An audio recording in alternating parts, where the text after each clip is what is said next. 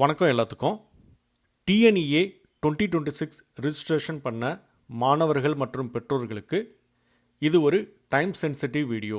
நிறைய ஸ்டூடெண்ட்ஸ் என்கிட்ட கேட்குற கேள்வி என்ன, ரேண்டம் நம்பர் அப்படின்னா என்ன, அது டிஎன்இஏ ரேங்கிங்கை பாதிக்குமா, இந்த ரேண்டம் நம்பரை நம்ம எப்போ பார்க்கலாம், சேம் கட் ஆஃப் வந்துச்சு அப்படின்னா யாருக்கு முன்னுரிமை கிடைக்கும். இந்த வீடியோவில் ஜூன் மாதத்தில் நீங்கள் கண்டிப்பாக செய்ய வேண்டிய முக்கிய விஷயங்கள், random number, tie breaking process, அப்புறம் இம்பார்ட்டன்ட் டேட்ஸ் எல்லாத்தையுமே பார்த்துடலாம். வீடியோவை ஃபுல்லாக பாருங்கள். குறிப்பாக ரேங்க் லிஸ்ட் வர்றதுக்கு முன்னாடி நாம் தெரிஞ்சிருக்க வேண்டிய தகவல்களை நான் இதில் கம்ப்ளீட்டாக கவர் பண்ணியிருக்கேன். Welcome to J insights.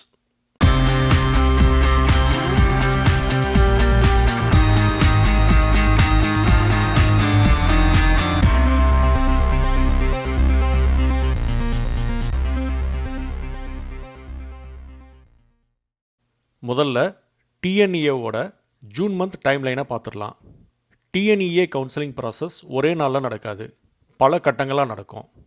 Step 1ல் ரிஜிஸ்ட்ரேஷன் பண்ணணும். TNEA-online.org டிஎன்இஏ ரிஜிஸ்ட்ரேஷன் அண்ட் பேமெண்ட்னு நம்ம பண்ணணும். இது மே 3 ஜூன் 2 வரைக்கும் நடைபெறும்.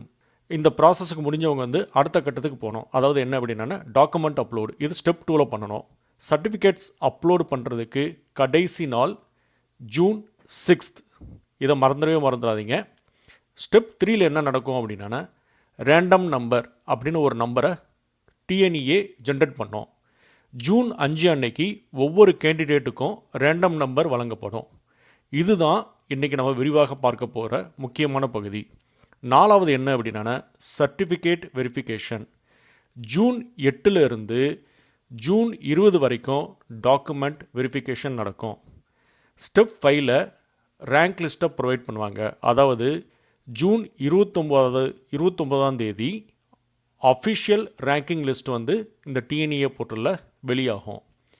ஸ்டெப்ஸ் 6 and 7ல் choice filling and seat allotment நடக்கும். இதுதான் டிஎன்இஏவோட முழு கவுன்சிலிங் ஃப்ளோ.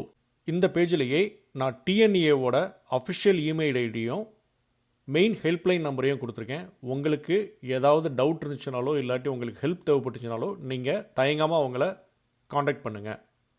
இந்த வருஷம் பல ஸ்டூடெண்ட்ஸ் கேட்குற கேள்வி, கட் ஆஃப் குறையுமா இல்லை கூடுமா? 12th போர்டு ரிசல்ட்ஸில் மேத்தமேட்டிக்ஸ், ஃபிசிக்ஸ், அப்புறம் கெமிஸ்ட்ரி செட்டம் ஸ்கோர்ஸ் கடந்த வருஷத்தை விட கணிசமாக குறைஞ்சிருக்கு. இப்போ நீங்கள் ஸ்க்ரீனில் பார்த்தீங்க அப்படின்னா 2025 மேத்தமேட்டிக்ஸில் 3022 பேர் சென்ட் அடிச்சிருக்காங்க.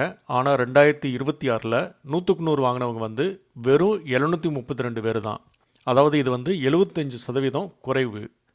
ஃபிசிக்ஸ் எடுத்துக்கிட்டிங்க அப்படின்னா 2025 1125 பேர் 100க்கு 100 எடுத்திருக்காங்க. ஆனால் 2026 வெறும் 105 பேர் தான் எடுத்திருக்காங்க. இது கிட்டத்தட்ட 90% 2025 விட குறைவு. கெமிஸ்ட்ரி எடுத்துக்கிட்டிங்கன்னா 3181 பேர் சென்ட் எடுத்திருந்தாங்க. ஆனால் 2026 வெறும் 632 பேர் தான் சென்ட் எடுத்திருக்காங்க. அதாவது 100க்கு 100 எடுத்திருக்காங்க. இது 80% குறைவு. இதனால் 2026 இன்ஜினியரிங் கட் ஆஃப் மதிப்பெண்கள் இந்த ஆண்டு சுமார் 1லிருந்து 3.5 மதிப்பெண்கள் வரை குறையும்னு எதிர்பார்க்குறாங்க. ஆனால் முக்கியமாக கவனிக்க வேண்டியது என்னென்னா, இது ஒரு ப்ரிடிக்ஷன் மட்டும்தான். Actual counselling demand, branch preference, community wise competition இதெல்லாம் வந்ததுக்கப்புறம் தான் நம்ம கடைசியாக இதை தீர்மானிக்க முடியும். சரி, இப்போ ஒரு முக்கியமான கேள்விக்கு வரலாம். ரேண்டம் நம்பர் அப்படின்னா என்ன? ரேண்டம் நம்பர் அப்படின்னாலே உங்களுக்கு தெரியுது ரேண்டமாக இருக்கும் அப்படின்ட்டு. அதாவது சம வாய்ப்புள்ள நம்பர். ஒவ்வொரு டிஎன்இஏ ரெஜிஸ்டர்டு கேண்டிடேட்டுக்கும் ஒரு யூனிக் 10 டிஜிட் சம வாய்ப்புள்ள நம்பர், ரேண்டம் நம்பரை ஆட்டோமேட்டிக்கலாக அசைன் பண்ணுவாங்க. ஃபார் எக்ஸாம்பிள் 7428193065 இது ஒரு ரேண்டம் நம்பர்.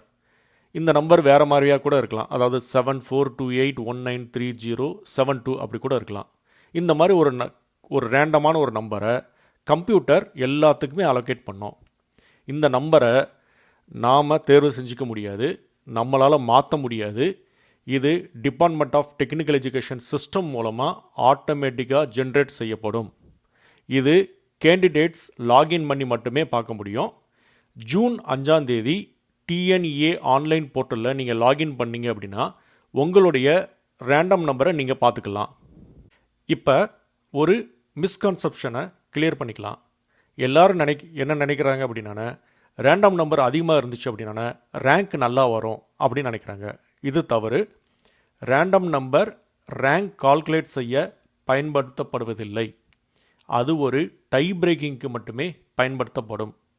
அதாவது இப்போ 2 ஸ்டூடெண்ட்ஸ் இருக்காங்கன்னு வச்சுக்கோங்களேன், 2 ஸ்டூடெண்ட்ஸோட கட் ஆஃபும் ஒரே மாதிரியாக இருந்தால் மட்டுமே அங்கு பயன்படும். அதுக்கு பல கிரிட்டீரியாக்கள் பார்க்கப்படும். சரி, அப்போ 2 ஸ்டூடெண்ட்ஸ்க்கு சேம் கட் ஆஃப் வந்துச்சுன்னா என்ன நடக்கும்னு பார்க்கலாம். இதுக்கு டிஎன்இஏவில் ஒரு சிஸ்டமேட்டிக் ப்ராசஸ் யூஸ் பண்ணுறாங்க. அதாவது 2 ஸ்டூடெண்ட்ஸோட மேத்தமேட்டிக்ஸ் பர்சன்டேஜை ஃபஸ்ட்டு பார்ப்பாங்க. மேத்ஸ் ஸ்கோர் யாருக்கு அதிகமாக இருக்கோ அவங்களுக்கு ஹையர் ரேங்க் கொடுப்பாங்க. ஒருவேளை 2 பேருமே சேம் மேத்தமேட்டிக்ஸில் சேம் மார்க் எடுத்துட்டாங்கன்னு வச்சுக்கோங்களேன். அடுத்து ஃபிசிக்ஸ் பர்சன்டேஜை பார்ப்பாங்க. ஃபிசிக்ஸிலும் சேம் மார்க் அப்படின்னா ஆப்ஷனல் 4th சப்ஜெக்ட் பர்சன்டேஜ் பார்க்கப்படும். ஆப்ஷனல் 4th சப்ஜெக்ட்னா என்ன அப்படின்னா கம்ப்யூட்டர் சயின்ஸ் இல்லாட்டி பயாலஜி அந்த மாதிரி கூட எடுத்துப்பாங்க. அதுவும் சேம் அப்படின்னா 2 பேரோட டேட் ஆஃப் பர்த் பார்ப்பாங்க. இதில் வயசில் மூத்தவருக்கு முன்னுரிமை கொடுப்பாங்க.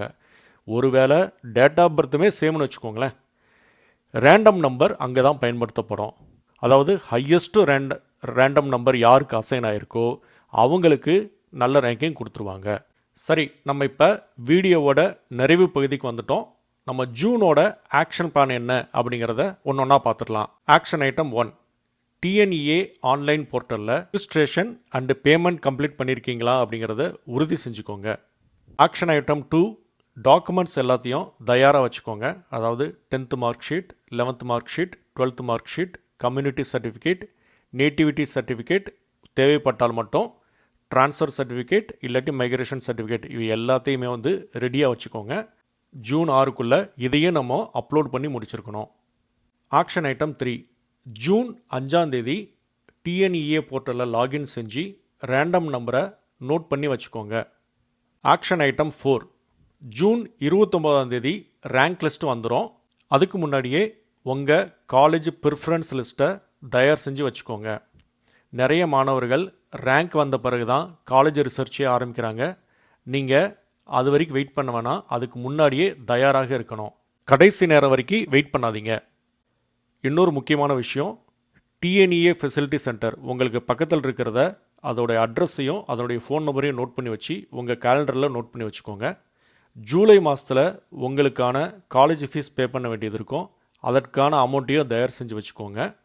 இந்த வீடியோ பயனுள்ளதாக இருந்துச்சு அப்படின்னா லைக் அண்ட் சப்ஸ்கிரைப் பண்ணிக்கோங்க. உங்கள் ரேங்க் மற்றும் கட் ஆஃப் அடிப்படையில் காலேஜ் ஆப்ஷன்ஸ் அண்ட் ப்ரிடிக்ஷன் பண்ணுறதுக்கு jinsights.com/TNEA அப்படிங்கிற வெப்சைட்ஸ் போய் தெரிஞ்சுக்கோங்க. நன்றி. மீண்டும் ஒரு பயனுள்ள வீடியோவில் சந்திக்கிறேன்.